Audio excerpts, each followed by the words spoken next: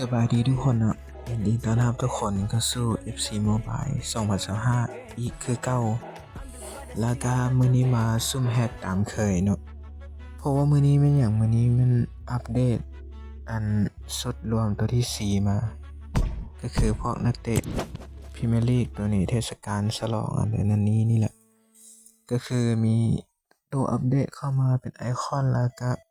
นักเตะใหม่ๆมาเบิ่งว่าสิมีไผเข้ามาได้แล้วมีผู้เดินหน้าแรกหน้าใส่ก็ต้องมาแบบลองเช็คเลขแล้วก็มาลุ้นเบิ่ง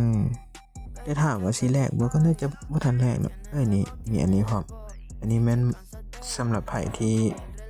มีเหรียญมีอันโทเค็นแล้วก็มาแลกซุ่มเป็นขั้นไปเลยบอกเลยว่าไผได้เกลือก็เกลือไปไผได้ดีก็น่าจะมีตัวได้ใช้นั่นแหละทุกคนมาเบิ่งอยู่แกลเลอรี่เนาะนักเตะอัปเดตเข้ามาตัวที่4เขาเอิ้นว่าตัวที่4ตัวดีๆบ่แม่นตัวที่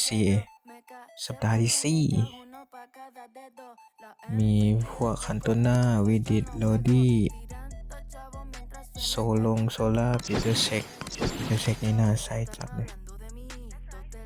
โรดี้ก็แบบดีอะสเต็กดีจัดเลยแล้วก็มีหลายตัวเนาะถ้าไผอยากแลกตัวเดิมแบบเหมาะกับไผก็ซุ่มแลกได้เลยแต่เฮาบ่ได้แบบมามีเป้าหมายแบบนี้เด้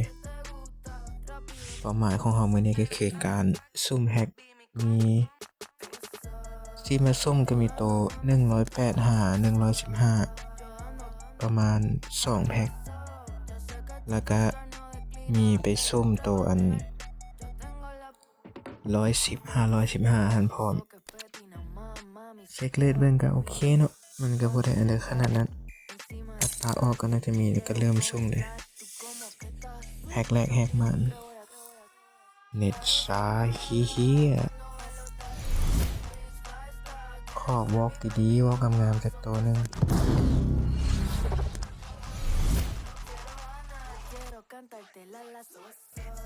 ผมซ้ายที่มีแสงวอล์กมาคิด CDM โฟเลตมีอินเดสันน่าจะได้ย่อยอะไรทุกคน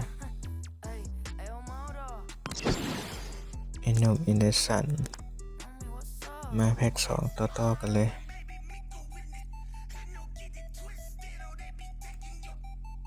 เนี่ยอยากวอล์กแบบพวกไอคอนนี่ด้วยนะปกติมันไม่ค่อยออกถ้าออกโซเคมเบล113ก็โอเคได้สแต็กอันเดียวแบบการเข้าปะทะการมุ่งอันเดียวก็แบบมีหมดเลยสกิลแฝง1 2ลืมไปขอบอกงามบอกงามโอ้โห108ตรงโตจัดชีวิตโคตรเศร้าแต่สูงได้สูง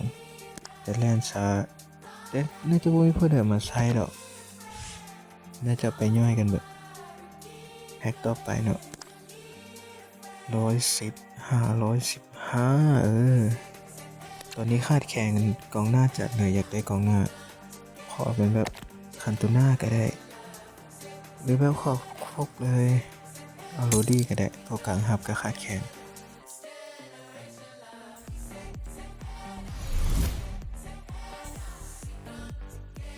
มามือขึ้นจากบาทไปดูขอ2 แสงเลยทุกคนแสงหนึ่ง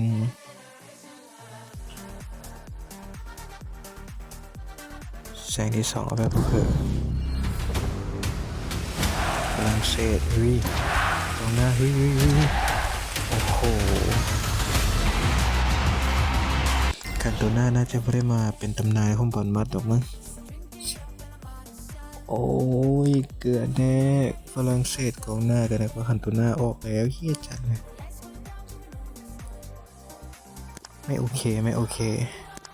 นักเตะ3 คนที่ส่งได้บ่โอเคเลยแต่ก็